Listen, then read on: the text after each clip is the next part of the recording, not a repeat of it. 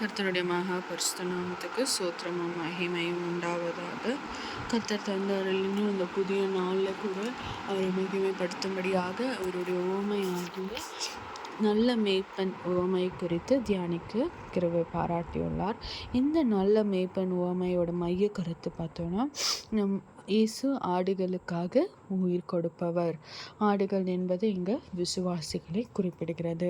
யோவான் 10ஆம் அதிகாரம் 1 முதல் 18 உள்ள வசனங்களில் விவரிக்கப்பட்டுள்ள இந்த நல்ல மேய்ப்பன் உவமையை குறித்து இயேசு கிறிஸ்து அவருடைய சீஷர்களுக்கு இடையான ஆழமான உறவை விளக்கி கொண்டிருந்தார். ஸோ இந்த மேய்ப்பனின் குணாதிசயங்கள் பார்த்தோன்னா, இந்த உவமையில் இயேசு தன்னை நல்ல மேய்ப்பன் என்று அடையாளப்படுத்துகிறார். முதலாவதாக பெயர் சொல்லி அழைத்தர். ஒரு நல்ல மேய்ப்பன் தன் ஆடுகளை ஒவ்வொன்றாக பெயர் சொல்லி அழைக்கிறார். ஆடுகளும் அவர் சத்தத்தை அறிந்து அவருக்கு பின் செல்லுகின்றனர். மேய்ப்பன் எப்படி ஆடுகளை ஒவ்வொரு ஆடையும் அறிஞ்சிருப்பாங்க. அந்த ஆடுகள் அந்த மேய்ப்பனுடைய சத்தத்தை நன்காய் அறிந்திருக்கும் என்பது இங்க பெயர் சொல்லி அழைத்தல் என்று பொருள். முன் செல்லுதல். மேய்ப்பன் ஆடுகளுக்கு முன்பாக சென்று அவற்றுக்கு பாதுகாப்பான வழியை காட்டுகிறார்கள். உயிரை கொடுத்தல். ஒரு சாதாரண மேய்ப்பனை விட நல்ல மேய்ப்பன் மேலானவர். ஏனெனில் அவர் தன் ஆடுகளுக்காக தன் ஜீவனையே கொடுக்க துணிகிறார். இங்கு சாதாரண மேய்ப்பனாக அல்லாமல் நல்ல மேய்ப்பன், அதாவது நம்ம தேவன் விசுவாசிகள் ஆகிய இந்த உலகத்தில் உள்ள எல்லாருமே அவர்களுக்காக தேவன் மரித்தார் என்பதை நாம் அறிந்திருக்கிறோம். ஸோ ஒரு நல்ல மேய்ப்பன் ஆனவர் ஒரு தன்னுடைய ஜீவனையே கொடுக்க, ஒரு ஆடுக்காக தன்னுடைய ஜீவனையே கொடுக்க தயாராக இருப்பவர் தான் நல்ல மேய்ப்பன். இந்த ஆடுகளின் நிலை பார்த்தோன்னா, ஆடுகள் விசுவாசிகளை குறிக்கின்றன. இங்கே சத்தத்தை அறிதல். ஆடுகள் அந்நியருடைய சத்தத்திற்கு செவி கொடாமல் தன் மேய்ப்பன் சத்தத்தை மட்டும் பிரித்தறியும் திறன் கொண்டவைகளாக இருக்கும். ஸோ இந்த நம்ம சாதாரணமாக ஆடுகளை பார்த்தோன்னா, அதோட மேய்ப்பனோட சத்தம் அதுக்கு நன்றாய் அறிந்திருக்கும்.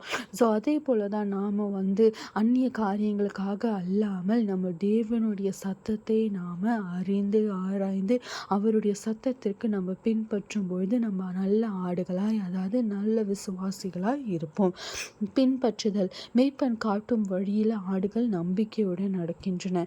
அந்த ஆடுகளுக்கு இல்லை, தேவன் அந்த மேய்ப்பன் முன் சென்று அவைகளுக்கு வழி காட்டுகிறாங்க.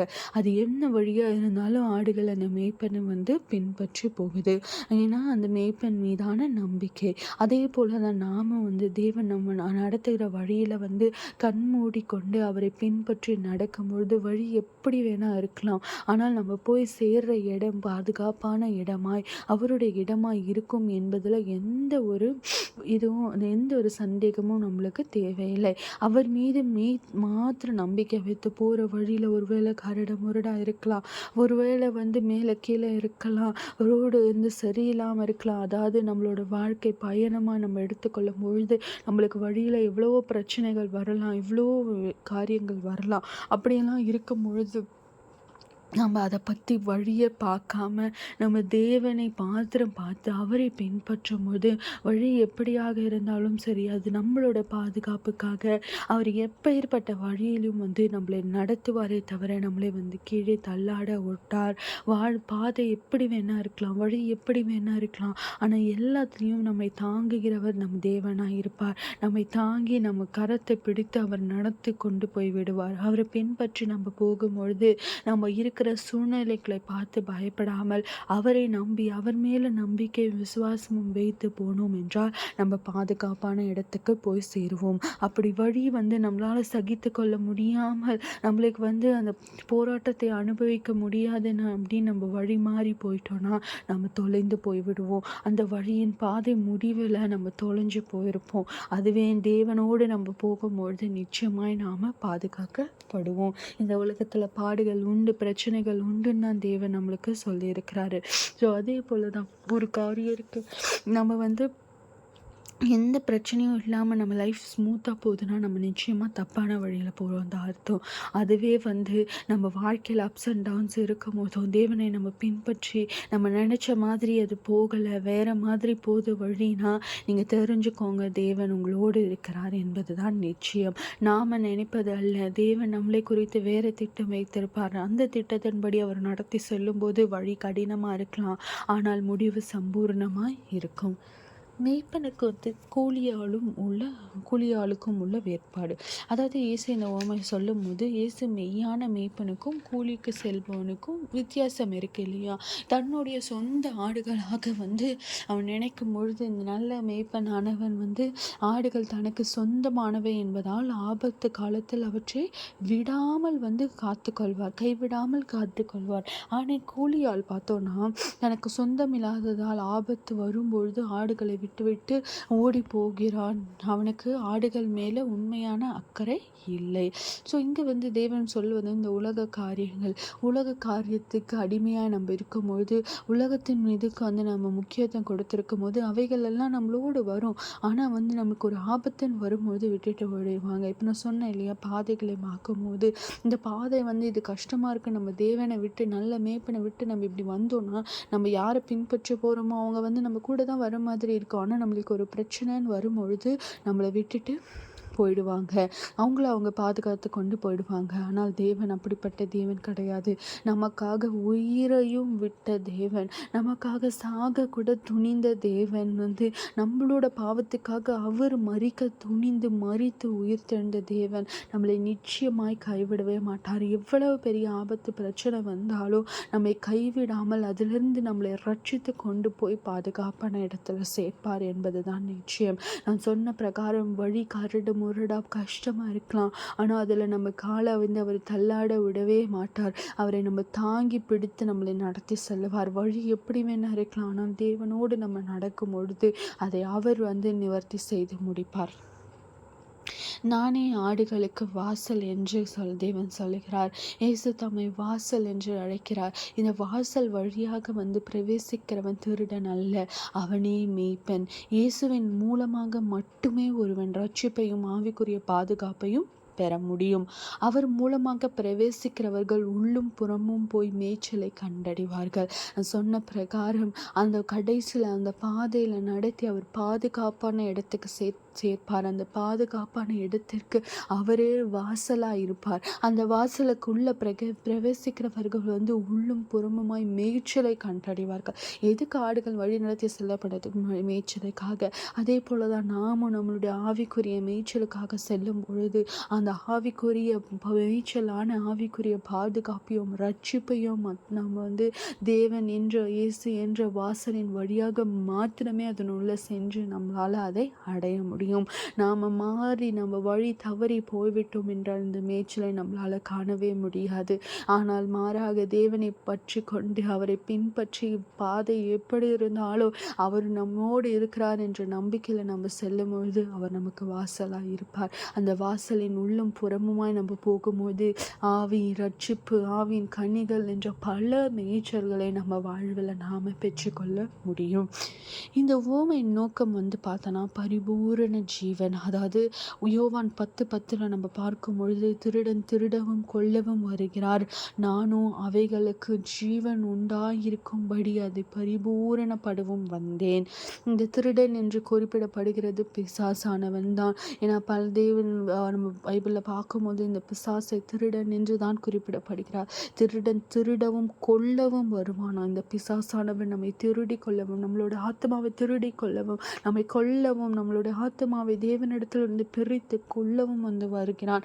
ஆனால் தேவனோ நமக்கு ஜீவன் உண்டாயிருக்கும்படி அவர் அதை பரிபூரணமாக, கொஞ்சமால இல்லைங்க, பரிபூரணமாக அதை உண்டு பண்ணும்படியாக வந்திருக்கிறார்.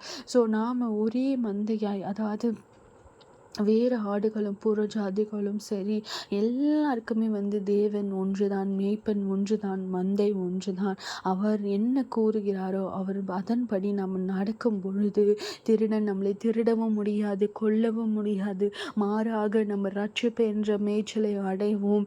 தேவன் நம்மளுக்கு பரிபூரண ஜீவனை கொடுக்கும்படியாய், பரிபூரணத்தை கொடுக்கும்படியாக, ஜீவன் உண்டாயிருக்கும்படியாக நம்மிடத்தில் இருப்பார். திருடன் திருடவும் கொல்லவும் வருவான், ஆனால் தேவன் நமக்கு ஜீவன் உண்டாயிருக்கும்படி செய்வார். அது எப்போனா அவரை நம்ம பின்பற்றி நடக்கும் போது, அவரை நம்ம பற்றி கொண்டிருக்கும் போது அவர் நம்மளுக்கு ஆபத்து வராமல் பார்த்து கொள்வார். கூலியானாய் நம்பி போகும்போது அவன் திருடன் திருடன் மாதிரி வந்தானே விட்டுட்டு போயிடுவாங்க. ஆனால் தேவன் அப்படி விட மாட்டார். நம்முடைய ரத்த கோட்டைக்குள்ள மூடி மறைத்து கொள்வார். நம்மளை திருடன் திருடவும் முடியாது, கொல்லவும் முடியாது. மாறாக தேவன் நம்மளோடு இருந்து நம்மளுக்கு ஜீவன் உண்டாயிருக்கும்படியாகவும் பரிபூர்ணம் உண்டாயிருக்கும்படியாகவும் இருப்பார். இதில் நம்ம இந்த மேய்ப்பருக்கான வசனங்கள் நிறைய பார்க்குறோம். நம்மளுக்கு எல்லாருக்குமே தெரிந்த வசனம் சங்கீதம் 23:1, கர்த்தரின் மேய்ப்பராக இருக்கிறார், நான் தாழ்ச்சி அடைவேன், தாழ்ச்சி அடையேன், தாழ்ச்சி அடையேன். கர்த்தர் நம்மளுக்கு மேய்ப்பராக இருக்கும் பொழுது நம்ம தாழ்ச்சி அடையவே மாட்டோம். அவரை நம்ம மேய்ப்பராய் கொண்டு இருக்கும் பொழுது அவரை நம்ம பரிபூரணமாய் காத்து கொள்வார். யோவான் 10:4 கூட சொல்றாரு, நான் என் நல்ல மேய்ப்பன், பிதா என்னை அறிந்திருக்கிறது போலவும் நான் பிதாவை அறிந்திருக்கிறது போலவும் நானும் என்னுடையவைகளை அறிந்திருக்கிறேன். அவர் நானும் என்னுடையவைகளை அறிந்திருக்கிறேன் என்பது நம்மளை தான் குறிக்கிறது.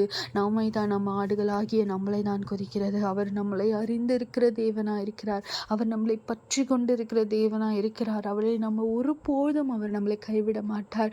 நாம தான் அவரை கைவிட்டு ஓடி மத்தியத்துக்கு போகுமே தவிர அவர் நம்மளை கைவிடுற தேவனே கிடையாது. ஸோ நாம் இந்த நாளில் கூட அவர் நல்ல மேய்ப்பனாய் எப்பொழுதுமே இருக்கிறார். ஆனால் அவருக்கு நாம் நல்ல ஆடுகளாக இருக்கிறோமா என்பதை நாம் யோசித்து பார்க்கணும். அவரோட பாதையில் அவருடைய சத்தத்தை அறிந்து அவருடைய வார்த்தைகளை பின்பற்றி அவர் பின்னால் போகிற ஆடுகளாக நாம் இருக்கிறோமா? தேவன் எப்பொழுதும் நமக்கு நல்ல மேய்ப்பராக இருக்கிறார். ஆனால் நாம் நல்ல ஆடுகளாக இருக்கிறோமா என்பதை நாமே இன்று சிந்தித்து பார்ப்போம். ஜெபிக்கலாமா? நேற்றும் இன்றும் மாறாத என் நல்ல தகப்பனே அப்பா, நல்ல மேய்ப்பனாக இருக்கும் என் தகப்பனே அப்பா, உமக்கு கோடி கோடி நன்றி அப்பா. நீர் எப்பொழுதும் எங்களை கைவிடாத, எங்களுக்கு பாதையை காட்டுகிற, எங்களுக்கு வழியை காட்டுகிற நல்ல மேய்ப்பராக இருக்கிறீர் அப்பா. ஆனால் நாங்கள் அப்பா சில சமயங்களில் வழி தப்பி போகிற ஆடுகளாக இருக்கிறோம் அப்பா. நீங்கள் இன்னி அப்பா அப்படி நாங்கள் செல்லாதபடி அப்பா உம்மை மாத்திரம் உம்முடைய சத்தத்தை அறிந்து உம்மை மாத்திரம் பின்பற்றி வருகிற ஆடுகளாக நாங்கள் இருக்கும்படியா எங்களை நீரப்பா கனப்படுத்துங்க, எங்களை வழி நடத்துங்க ராஜா. உம்முடைய சத்தத்தை அறிந்தப்பா அதன்படி நடக்கக்கூடிய ஞானத்தினால் எங்களை நிரப்பியர்லுங்கப்பா. உமக்கு நாங்கள் நல்ல ஆடுகளாய் நல்ல பிள்ளைகளாய் உம்மை பின்பற்றி உம்மையே அப்பா நாங்கள் பாதைகள் எப்படி வேணா இருக்கலாம் அப்பா, இந்த எப்படி வேணா எங்கள் வாழ்க்கை போகலாம். ஆனால் என் தேவன் எனக்கு முன்பாக செல்லுகிறார், என் மேய்ப்பன் எனக்கு முன்பாக செல்லுகிறார் என்ற ஒரு அப்பா அந்த காரியத்தை எங்கள் இருதயத்தில் நாங்கள் பற்றி கொண்டு நடக்கும்படியாய் அப்பா தகப்பனே, வழி எப்படி இருந்தாலும் முடிவு சம்பூர்ணமாய் நீர் எங்களுக்கு வாசலாய் ரட்சிப்பின் மேய்ச்சலை உண்டு பண்ணுவீர் என்ற ஒரு சிந்தையை கொண்டு நாங்கள் உம்மை பின்பற்றி நடக்கிற பிள்ளைகளாய் இருக்கும்படியாய் எங்களை நீர் உருவாக்கி அருளுங்கப்பா. ஒரு பொழுதும் ராஜா உம்மை விட்டப்பா நாங்கள் வழி தவறி போகாதபடி, எங்கள் கால்களை தள்ளாட விடாதபடி அப்பா நாங்கள் உம்முடைய பாதையில் நடக்கும்படியான ஞானத்தினால் எங்களை நிரப்பி அருளுங்கப்பா. வழிகள் எப்படி இருந்தாலும் அப்பா என் தேவன் எனக்கு முன்பாக செல்லுகிறார் என்ற எண்ணம் எங்கள் இருதயத்தில் பற்றி கொண்டு இருக்கும்படியாய் கிருபை பாராட்டுங்க. அதன் முடிவாய் உம்மை பற்றி கொண்டு நாங்கள் நடந்து உம்முடைய பாதுகாப்பான உம்முடைய வாசலாய் இருக்கிற என் தேவனிடத்தில் நாங்கள் உட்பிரவேக்க கிருபை பாராட்டுங்க. அப்படியான ஞானத்தினால் எங்களை நிரப்பி எங்களை வழி நடத்தி எங்களை ஆசீர்வதிங்க, பலப்படுத்துங்க. இம்மீட்பெரும் இரட்சகருமாக இயேசு கிறிஸ்துவின் ஜெபம் கேளும் நல்ல பிதாவே, ஆமென்.